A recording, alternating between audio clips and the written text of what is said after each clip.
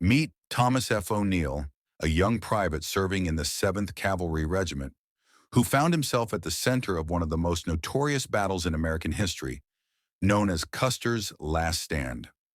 On June 25, 1876, under the leadership of Major Marcus Reno, O'Neill charged into the conflict as Native American tribes engaged the U.S. Army in a confrontation that would be remembered for its valor, sacrifice, and resilience. Prepare to witness the intensity of the Battle of Little Bighorn through the perspective of a soldier who survived to recount his experiences. Before we proceed, please take a moment to like and subscribe to our channel to support our community. We marched until the evening of June 23rd, when we set up camp for the night. The next day we began our march at 4 a.m., following the Rosebud River and establishing camp late that evening.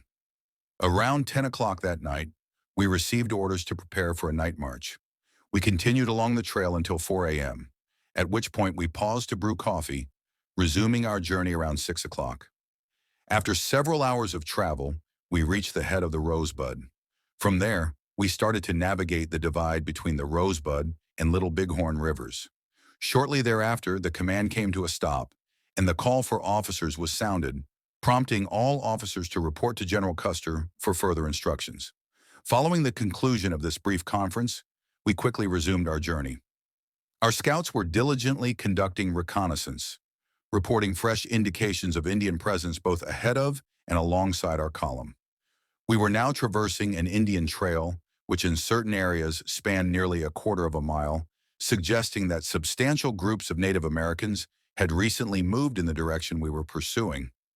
As we approached within approximately 10 miles of the Little Bighorn River in the Indian encampment, Captain Benteen received orders to advance to the left in front of our column with 3 companies of cavalry. He was directed to conduct a reconnaissance and to rejoin the main command if he encountered no signs of Indians after a cautious advance.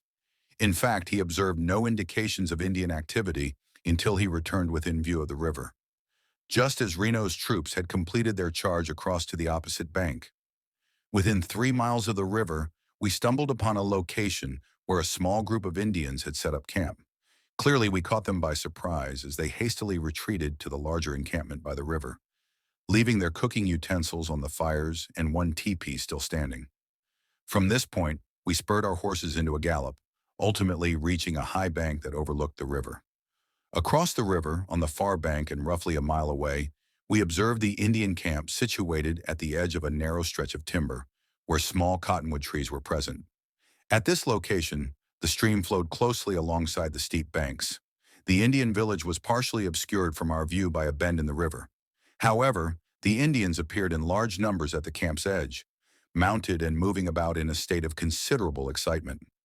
At this moment, General Custer instructed Major Reno to lead his battalion of 3 troops across the stream to launch an attack on the camp, assuring him of support. I was a member of Major Reno's battalion, and we proceeded down an old dry creek bed that led to the river nearby. Upon reaching the Little Bighorn, we crossed with the water rising to the horses' bellies. Once on the opposite bank, we organized ourselves in groups of 4 and began to gallop toward the Indians. When we were approximately 700 yards away, we formed a line of battle across the river bottom. As we approached within about 500 yards of the Indians, they opened fire on us. With the Indians emerging in large numbers to confront us, it became clear that our force of around 130 to 140 men could not effectively charge against such a superior force. Consequently, our officers opted for a defensive approach, issuing orders to dismount and prepare for combat on foot. 3 out of every 4 troopers dismounted, leaving 1 man to hold the horses. A line was established, with the horses maneuvered to stay 6 or 7 yards behind it. We then began to return fire at the Indians, whose main body was approximately 1,000 yards away, although many were circling within 500 yards or less, all mounted and firing at us. Our right flank was positioned near the brush, while our left extended about 200 yards across the plain, with soldiers spaced 3 yards apart along the line. At this moment, Custer's command was located on the opposite bank of the river, and the distance between our 2 columns increased as we moved forward. When the engagement began, I estimated that Custer and Reno were about 1.5 miles apart. General Custer and his 5 companies soon disappeared behind a high bluff, heading toward the lower end of the Indian village. And that was the last sighting we had of him or his command alive. From our position, we could see the village's expanse, which stretched over 2 miles in length, with teepees densely populating the river bottom, and the camp extending 700 or 800 yards in width in certain areas. Shortly thereafter, the Indians began to encroach on our left flank, which was less fortified. Major Reno clearly recognized the danger of being surrounded or flanked and adjusted the line, turning our backs toward the river and orienting our right flank toward the village. It was noted that the stream had previously flowed closer to our rear, but had since shifted, leaving a deep ditch approximately 300 yards behind us. We were instructed to lie down at the edge of this bank, maintaining a steady fire while our horses were brought behind us. 3 out of every 4 troopers dismounted, leaving 1 man to hold the horses. A line was established, with the horses maneuvered to remain 6 or 7 yards behind it. We then began to return fire at the Indians, whose main body was approximately 1,000 yards away, although many were circling within 500 yards or less, all mounted and firing at us. Our right flank was positioned near the brush, while our left extended about 200 yards across the plain, with soldiers spaced 3 yards apart along the line. At this moment, Custer's command was located on the opposite bank of the river, and the distance between our 2 columns increased as we moved forward. When the engagement began, I estimated that Custer and Reno were about 1.5 miles apart. General Custer and his 5 companies then disappeared behind a high bluff, heading toward the lower end of the Indian village, and that was the last sighting of him or his command alive. From our position, we could see the village's extent, which appeared to stretch over 2 miles, with teepees densely populating the river bottom and the camp spanning 700 to 800 yards in width in certain areas. Soon after, the Indians began to encroach on our left flank, which was less fortified. Major Reno clearly recognized the danger of being surrounded or flanked and adjusted the line, turning our backs toward the river and orienting our right flank toward the village. It was noted that the stream had previously flowed closer to our rear, but had since shifted, leaving a deep ditch approximately 300 yards behind us. We were instructed to lie down at the edge of this bank, maintaining a steady fire while our horses were brought behind us. 20 men, myself included, were ordered by Lieutenant McIntosh to form a skirmish line and scout the underbrush to ascertain whether the Indians could launch an attack from the rear. We encountered thick underbrush, vines, and cottonwood trees in the vicinity, along with a significant washout near the village. After failing to locate any Indians between our position and the river, the lieutenant returned to report our findings. At this point, the combat was exceedingly fierce, with the Indians charging towards us with remarkable boldness. They would fire their weapons, swiftly turn their ponies, and retreat to reload. However, we noted that they were gathering in larger numbers on our left flank, where they could effectively execute a flanking maneuver. Our officers speculated that a charge on our left flank was imminent. A brief discussion took place among the officers, who communicated instructions from their respective positions along the line.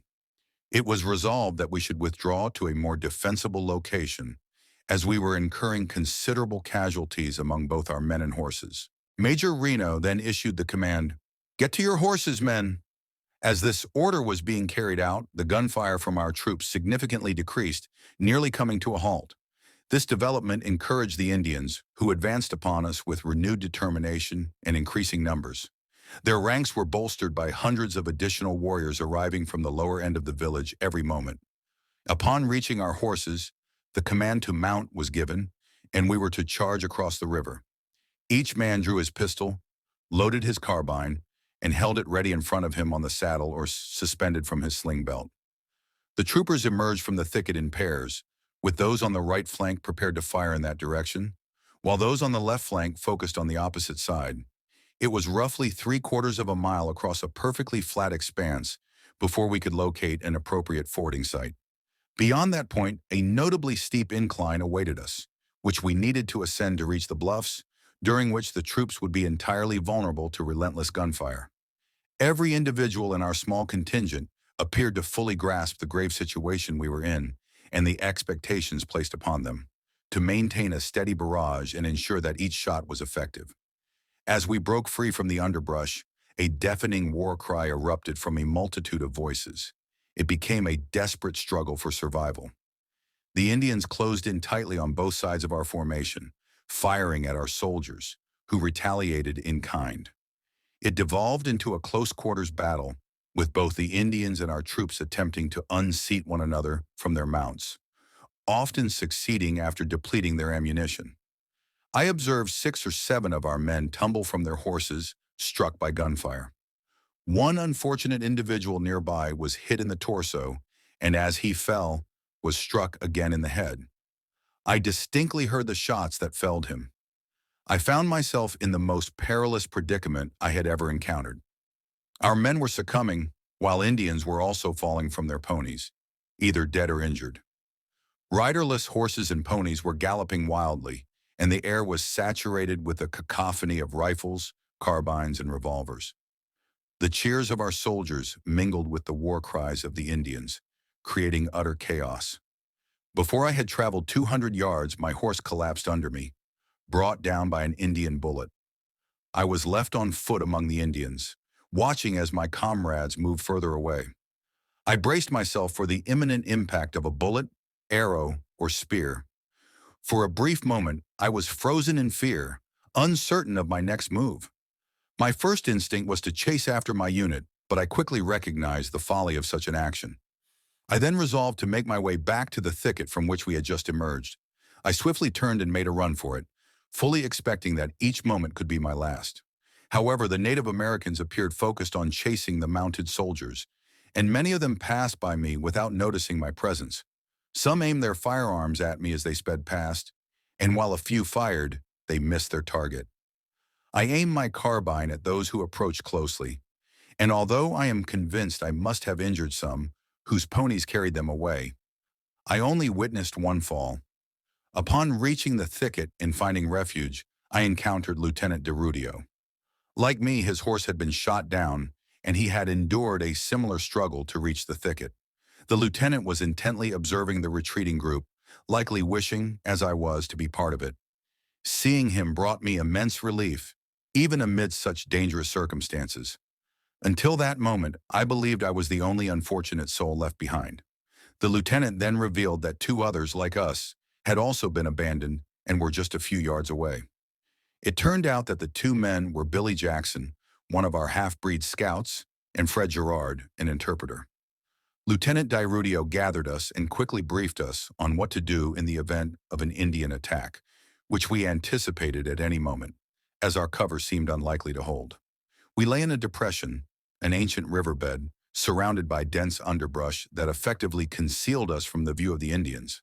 They rode back and forth on the plain before us, mere feet away, their excitement evident. They resembled a disturbed ant colony, each individual focused on their own task. The lieutenant instructed us not to fire until we were discovered, and we prepared ourselves for the inevitable confrontation. We lay prone, our heads aligned with the edge of the hole, attentively surveying our surroundings in various directions, ready to fire simultaneously at any approaching Native Americans. Lieutenant DeRudio maintained vigilance, his gaze sharp and reassuring. "Gentlemen," he stated, "we must confront death eventually, and we shall do so with courage." Nevertheless, I clung to the hope that we might evade this dire situation. Before long, several women approached our location, gathering their deceased and injured. Their cries were heart-wrenching, filled with sorrow as they cared for their fallen. They desecrated the bodies of our comrades, inflicting horrific mutilations with their knives. Witnessing such brutality left me feeling faint and nauseated. The prospect of enduring a similar fate haunted me, and I resolved to fight fiercely if discovered. Our advantageous position led us to believe we could eliminate several attackers before being overwhelmed. While I could not discern Lieutenant DeRudio's optimism, mine had completely faded. I had never anticipated surviving this ordeal. Visions of my life flashed before me, taking me back to my childhood home in the East and long-forgotten friends. Memories surged through my mind, momentarily diverting my attention from the imminent danger. Hours passed, 1, 2, 3, without any attempt to capture us or any sign of discovery. We remained hidden until darkness enveloped the plain. After a hushed discussion, we resolved to search for the command, if any remnants still existed. which we doubted. "Indians do not fight at night," the lieutenant murmured, "and if we stay together and follow my lead, I believe we can reach the command safely." We were oblivious to the fates of Custer and Reno. The heavy gunfire we had heard from both directions along the river indicated significant casualties. I personally surmised that the cessation of firing towards Custer's position around 5 o'clock signaled his retreat to join Reno. Major Reno's forces continued to engage in sporadic exchanges of fire, implying they were under siege. However, their gunfire also diminished as darkness fell. We conversed in low voices, cautious of being overheard by the Native Americans. At this point, we resolved to leave our concealment, a dangerous decision even under the cover of night. We carefully examined our surroundings, straining to hear any sounds but found nothing amiss. The moon was visible, casting a faint light through a thin haze. We determined to make a desperate attempt to save our lives, as it was our only option. Remaining in our current location until dawn posed too great a risk. We had endured an entire day without food or water, and the oppressive heat had left us parched. I felt particularly thirsty, having sustained a fall during the skirmish that resulted in a severe nosebleed. With no opportunity to address the injury, the blood had trickled down my throat, nearly choking me.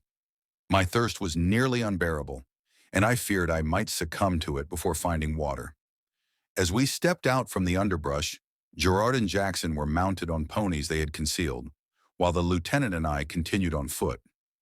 We progressed only a short distance before stumbling upon a horrifying scene. We found ourselves at the site where our forces had engaged with the Native Americans during their retreat. The attackers had overwhelmed our men, resulting in the deaths of several soldiers whose bodies lay stripped and mutilated by the knives of the women. We did not linger, as all the men were beyond our assistance. We followed the trail, marked by the lifeless bodies of soldiers and horses in the dim light. As we neared the river, we spotted a group of mounted Native Americans, numbering around 8 or 10, approximately 100 yards away. The lieutenant and I attempted to hide behind the ponies ridden by Gerard and Jackson, hoping to blend in with the Native Americans. However, they appeared wary and quickly retreated in the opposite direction, which relieved us. We hastened our pace and soon arrived at the river where our command had crossed in haste during their disordered retreat. We scanned the opposite bank for any indication of where they had ascended the steep bluff, but all we could see was a dark, towering embankment. Nearby, there was a flat area along the riverbank, roughly 50 yards wide. The lieutenant urged me to enter the water and assess its depth while holding on to the bushes at the edge. I lowered myself into the water and discovered it was nearly neck-deep, with a strong current that nearly swept me away. With the lieutenant's help, I quickly climbed out. However, he was not satisfied until he had tested the water himself. I supported him as he entered the stream, but he concluded that crossing at that point was impossible. It was the first opportunity we had to drink water in many long, exhausting hours, so I removed my large slouch hat, which could hold about a gallon, filled it from the stream and passed it around. Each man drank until he was satisfied, and we all agreed it was the sweetest water we had ever tasted. The night was gradually fading, and we carefully navigated the bank of the rapidly flowing stream in search of a crossing point. Due to the seasonal melting of snow in the mountains, the streams in this area were nearly overflowing, making our endeavor seem perilous. Behind us, downriver, we could see and hear large groups of Indians engaged in a war dance around blazing piles of wood and brush. The flames illuminated the surrounding area, allowing us to clearly observe the Indians as they leaped and brandished their weapons. The haunting sight of these warriors, accompanied by their echoing yells and whoops throughout the valley, remains etched in my memory. The only musical element was a peculiar chant of "ha ha ha ha ha." Later we learned that they had taken the heads of 3 of our comrades, who had been partially consumed by the flames ignited by these fierce individuals. It appeared that even the women were participating in the fervent dances. The excitement among them indicated that the Indians had experienced a successful day.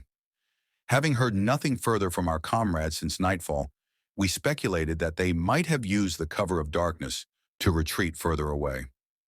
One thing was certain: our only chance for safety lay in crossing to the other side of the river.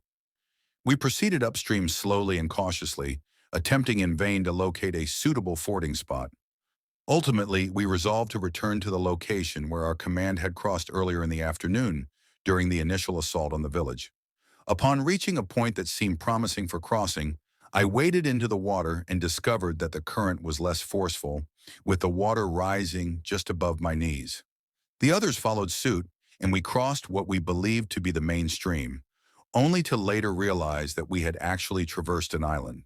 The river split a short distance upstream, flowing on either side of this substantial landmass, which extended nearly a mile in length and several hundred yards in width. The landscape was interspersed with dense clusters of blueberry bushes, some extending over 20 square yards. Additionally, young cottonwood trees were present on the island, accompanied by tall, unruly grass that reached up to our waists.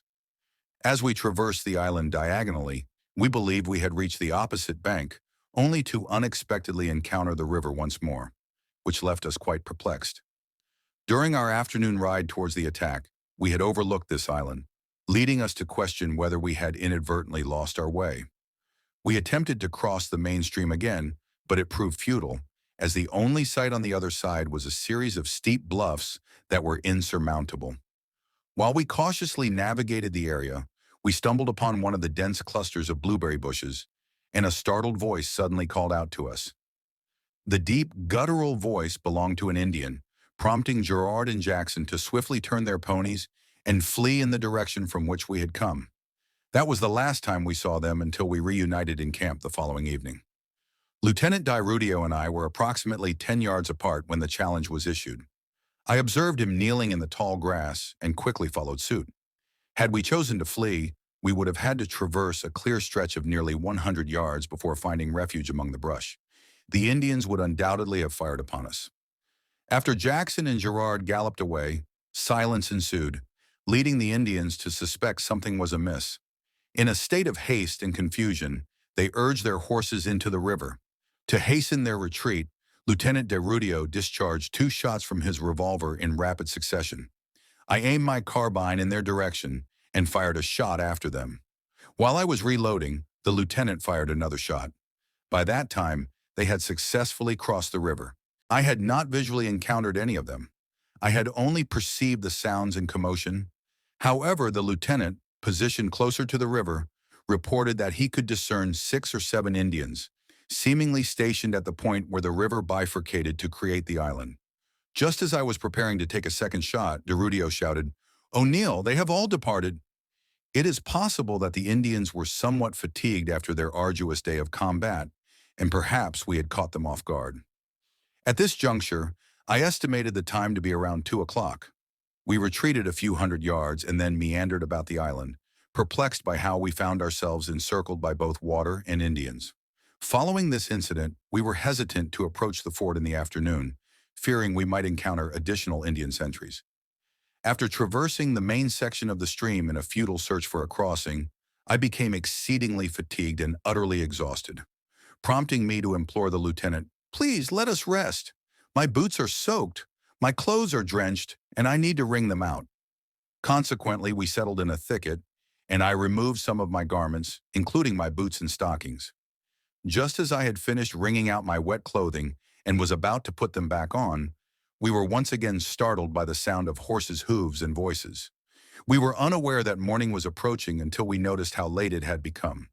The Indians were advancing past us along the riverbank, preparing to launch another assault on Reno's command. The lieutenant had donned his boots, and I was struggling with mine. He stood up to survey the area and observed a column of mounted men passing by approximately 200 or 300 yards away. In a hushed tone, he urgently remarked, "O'Neill, I believe it is the command." At that moment, I had donned my boots and joined DiRudio. I could observe horsemen in the dim gray light of the approaching dawn, yet I was unable to identify them clearly.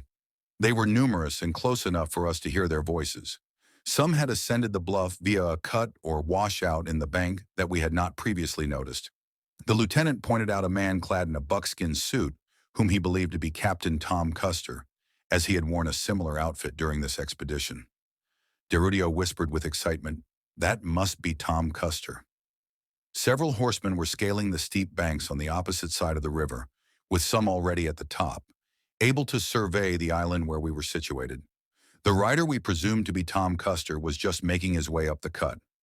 I was convinced it was indeed Captain Custer and felt a surge of joy at the thought of reuniting with my comrades soon. Simultaneously, Lieutenant DeRudio boldly stepped onto the riverbank and called out, "Hey, Tom Custer! Tom Custer!" The riders halted and turned to look at us. But in an instant, war whoops erupted, followed by a volley of at least 50 shots directed at us. It was nothing short of miraculous that we escaped unscathed, as bullets whizzed through the brush surrounding us.